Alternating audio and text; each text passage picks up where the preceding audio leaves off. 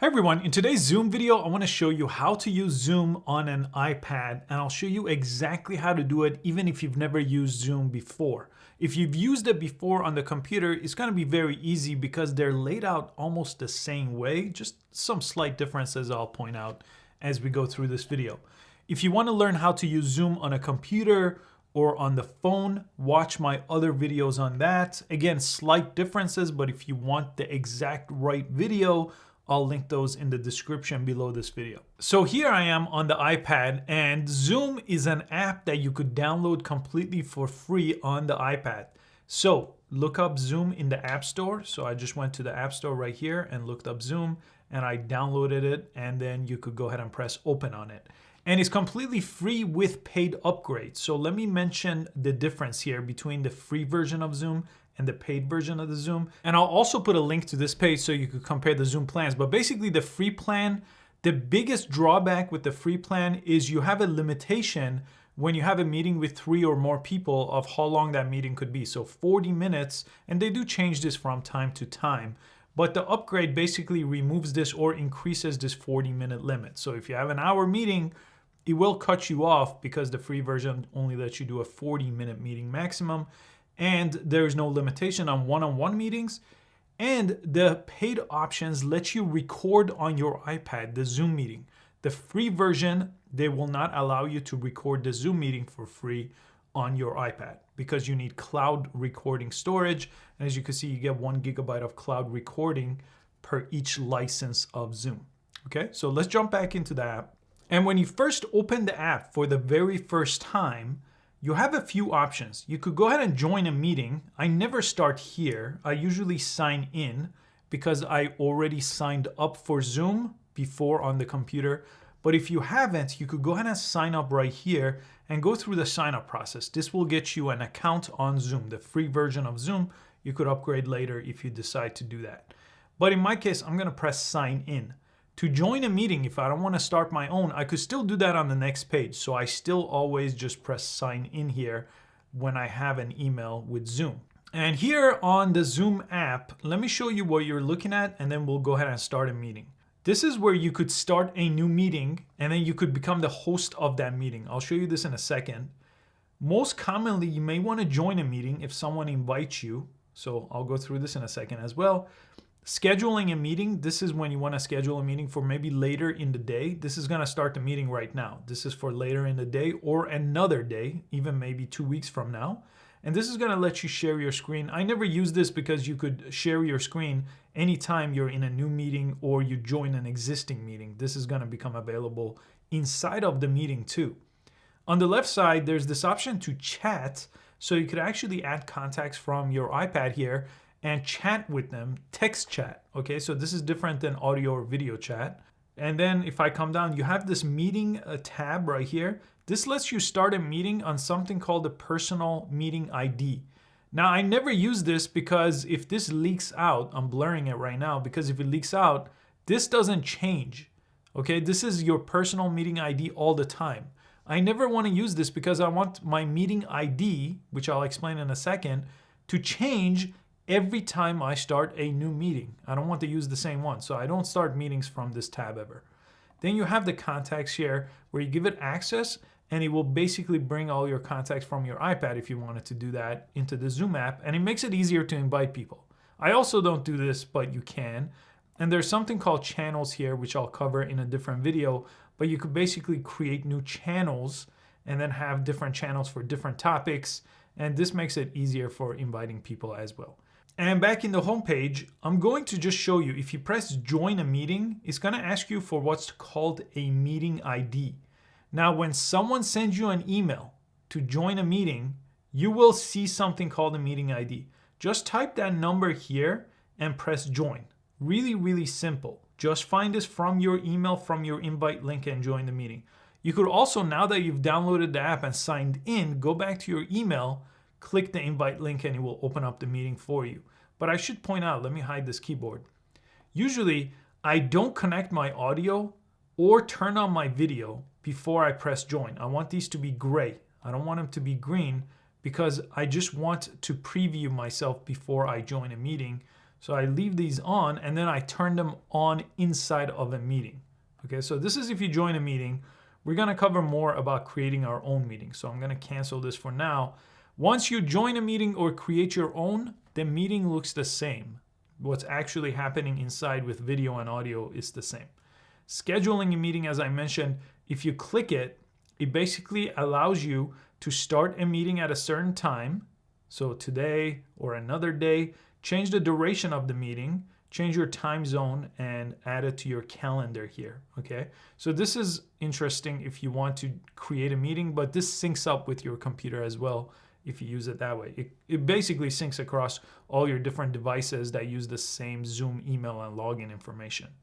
All right, let's start a meeting here. And when you click on start a meeting, you could go ahead and make sure your video is turned on or off. In this case, I'll start with it off again so I could turn it on inside of the meeting. And I don't want to use my personal meeting ID as I mentioned before. I want this to create a new meeting ID every time I create a new meeting. So if this leaks, people can just join my random meetings anytime they want. I'll press start a meeting. And here it's going to ask you to connect to audio so people could hear you. So go ahead and do that. This is me right here. I don't have a profile picture because I didn't set one up when I created my account, but your profile picture, if you set one, will show up here, and that's what other people will see. Right now, I started this meeting just by myself. No one's in here, okay? So if you look on top, I could actually add people in a second, but let me show you the different options you have on top of the page. First, click this. This is your meeting ID. So now you could send this to people and they could press that join button I showed you and type in this number and they could join this meeting. So same thing when you're joining a meeting, just this is the number that joins the meeting. A lot of times though, people set up a passcode for their meeting too. And I always do, it's by default now, and you will need that too. So just because they have your meeting ID doesn't mean they could join your meeting without this. So I shared this with them and I share the passcode.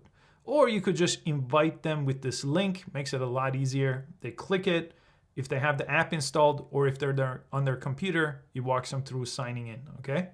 So that's typically, you want to just make sure you know that information here. You could just go ahead and copy this information here and send it to someone else. Really easy. If you press on hold, you could go ahead and press copy, okay? Then you could mute yourself anytime. Now this could happen if you're in a meeting with someone or if you're by yourself, doesn't matter. It's just muting your microphone from the iPad. And then let's go ahead and turn on the video over here. And here I am inside of the meeting, and this is what I want to point out. Just some ways to make your Zoom meeting look better. This looks terrible because I'm just looking down at the iPad, and I even have a case, okay? So typically what I recommend people do here is I want people to elevate their iPad, okay? And put themselves somewhere in the center and do their best to look at the camera of the iPad when they're having a conversation. Now, how do you get your iPad this high? Well, you gotta just prop it up on something. So I have a stack of books or something, and I have a case on it that lets me set it up. Let me show you that. So you see this case right here? This just lets me prop it up, but I still need to elevate it to my eye line. So a couple of different things. A case, I'll put a link in the description to this one. This lets you prop it up so it's not leaning against something because you don't wanna show your ceiling. And then you wanna prop it up high enough that it's eye line. Okay, if you watch any news station, for example, you can see everybody's looking right at the camera at an eye line level. Okay, so let me center myself here, propped up, and I don't want to hold it. As I mentioned, put some books, and then look at the camera as much as you can when you're having a conversation with someone, okay, or a group. And the next thing I want to mention is this is one of these LED lights that I'm using right now in front of me. If you don't have a window in front of you and the window is behind you, for example, it's gonna look really bad. So another way to make your meeting look really good is just put one of these. You could buy them with a stand. It's about $100 per one of these lights. I'm using 3 of them right here. So I get 2 this way and the one that's causing the blue wall. This actually makes any number of colors too. So I have it just that regular color here hitting my face. So I recommend these if you want to take your Zoom meeting to the next level, okay? If you really need them to look good for some reason, and if you're maybe doing interviews or if you're even recording yourself, this is a great way for lighting a Zoom meeting. Okay, I'll turn off my camera for now so it's not distracting and I could show you some of the other things here. So you got on top, you got participants. Let's go ahead and invite someone now so we could actually see what a real meeting looks like. My microphone and camera are off right now, but if I press participant, I could see who's in the meeting, just me right now. I'm gonna press invite, and I could send someone an email. I could message them if they're on their iPhone or iPad or Android phone. I could go ahead and invite them from my contact. Remember the contact page I showed you? You could invite people easier that way if you do this all the time. I could just copy the invite link. Okay, that's an easy way just to paste it now. Now, let me go ahead and send the invite to someone and have them join so I could show you what it looks like. Okay, so that person, the other person I just invited, typed in the meeting ID and they typed in a passcode. So they pressed join on theirs, typed these two, or they could have clicked my link. But look at this pop-up that I get. Dan is trying to enter the room and they're in this thing called the waiting room. This is by default, so they don't just jump into your meeting without you realizing. So you could press view here and see that they're trying to get in your room, so you could press admit. Okay, now they've been admitted. So let me click away here.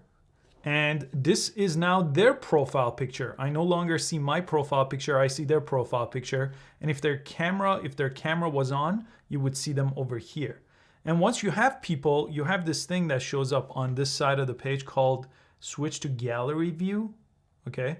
If you click this, it will show you both side by side. Or if there's 100 people, which is the limit of the free version of Zoom, all of you will have little squares here, or you could change back to active speaker, and every time someone's talking, they will get the whole screen. Okay, so that's up to you if you want this view where everybody gets equal space, or this view where the speaker gets the biggest space. So now it's showing the other version of Zoom here on the computer, and they get the whole space here. Okay, and that's their profile picture. If I click on participants again, I could see now that there's two. One of them has their microphone on, mine is on mute, my camera's off, and their camera is off. Okay, so anytime you could go ahead and change any of that. You could also mute people over here or ask them to unmute themselves if they don't realize they're on mute. Okay, so these two options are useful, especially if you want to take over the control of the meeting and mute everybody and not let them speak.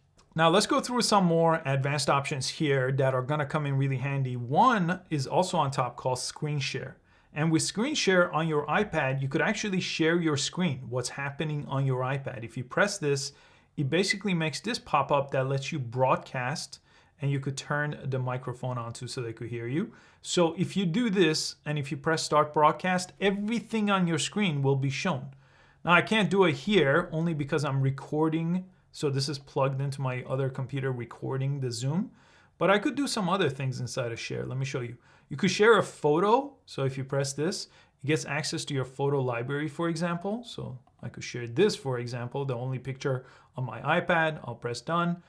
And now they could see this on their screen, okay? Let me actually cut to the computer so you could see the other side. This is what the other people are seeing. So the other meeting, the other participants. And this is what I'm seeing. So the exact same thing. Same thing when you share your screen, that's what's gonna happen. I'm gonna go ahead and stop the share. You also have a bunch of other options like sharing stuff from your Dropbox or OneDrive, Microsoft OneDrive, Google Drive. All this is available. Even a single website could be shared if you don't wanna share your whole screen. One of my favorites is the whiteboard option, which I covered in a different video, but this gives you this view right here where you could go ahead and draw things like this. And you have a bunch of different options on the bottom for shapes and changing colors. Really, really advanced. Look at all these different options, even text here, for presenting in a whiteboard setting. Now, this is exactly what they're going to see. Let me cut to their view. This is their view, okay? This is my view. And I'm gonna go ahead and end this actually right on top, and I'll press stop share, and I'm back to the camera views. Now you have this more option over here too. Now some other useful settings here. You could raise hands to get someone's attention. So if I press that, it's gonna go ahead and raise a hand. I'll lower the hand here so the other person could see that I'm raising my hand. The security option shows you some advanced options for security, like you could lock a meeting so nobody could join. The waiting room, remember, was turned on by default, so I usually leave this on so I know when people are joining. Screen sharing for participants needs to be turned on by you as the host if you want them to share their screen. And you have some other options. Also, removing participants is available to you. under the security tab. You also have the chat option that lets you basically make announcements to everyone or to specific people. So if you just type anything, and I'll just type a hi and send it, everybody will get that message on their Zoom. And you have this thing called virtual background. I'll show you this for a second. It's pretty interesting. You could basically put different things right here behind you. Right here on the bottom, you see I'm just clicking right over here. Let me show you with the mouse. I'm just clicking these, and there's a bunch of other ones too. You could even put the picture that you give access to as your background if you wanted to do that. So that's kind of fun. I'll go back to none. And if you have a green screen, you should turn this on. It just makes it for a much better quality, because some of these without green screen, they don't look perfect. Although I have a newer iPad, so it looks pretty good here, the virtual background. Now this again has to be turned on by the creator of the meeting, and sometimes you'll have to go to zoom.us and click on settings to make sure that's activated if you don't see that on yours. And as I mentioned in the beginning, to record this Zoom meeting, okay, you do need the premium version of Zoom, the paid version. The free one won't let you record. Even though it lets you do it on the computer, it won't let you do it on the iPad because it will need the cloud storage space to record to. To end a meeting at any time, you could go ahead and press end right here, okay? And then it's gonna end the meeting for everybody if you press this, or just for you. So then if there's 10 other people left over, they could continue the meeting. I'll end it for everyone here. And it's gonna bring me back to this page where I have all the same options that we talked about. So I could start a new meeting here. I could go ahead and join an existing meeting if someone else sent me a code, and I could schedule a meeting as well. And that's your crash course on using Zoom on your iPad. And I have about 24 videos on every little thing you could do in Zoom. So I'll put a playlist together and link it below this video. You could click that and learn all about Zoom. I covered everything that there is to know.